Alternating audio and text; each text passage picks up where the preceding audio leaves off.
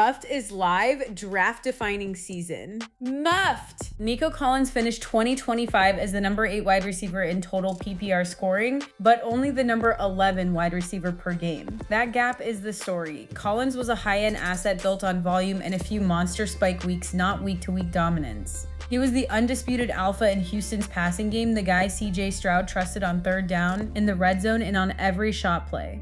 Across 15 games, he stacked 71 catches for 1,117 yards and 6 receiving touchdowns, added a rushing score on a design end-around, and helped Houston smash to a 12-5 finish before a divisional round loss to the Patriots.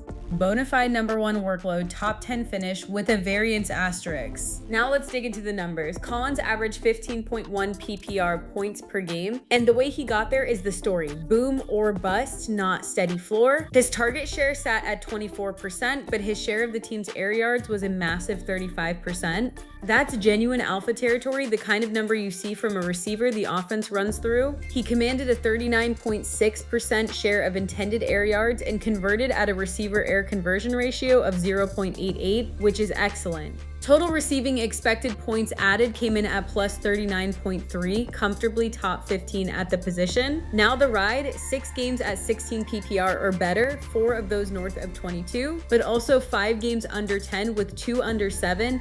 The quiet weeks clustered against tougher coverage and thinner target totals. Elite downfield earner, undercut by touchdown-dependent ceilings, and a handful of muffed outings that dragged the per-game number. The play that captures the season came week 15 against the Cardinals. First quarter, 2nd and 8 from the Houston 43. Stroud hits Collins on a short middle of the field throw, 12 yards in the air, and Collins turns it into a 57-yard touchdown, 45 of those after the catch.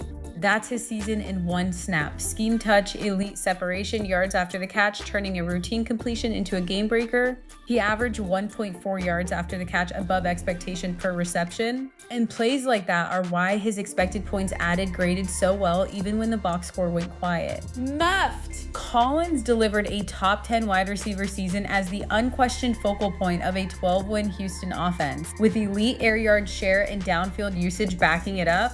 The number that hurts, just 6 receiving touchdowns on a 24% target share, a thin scoring rate for this much volume, and the gap between a top 11 per game finish and a top 5 one. That's Nico Collins' 2025.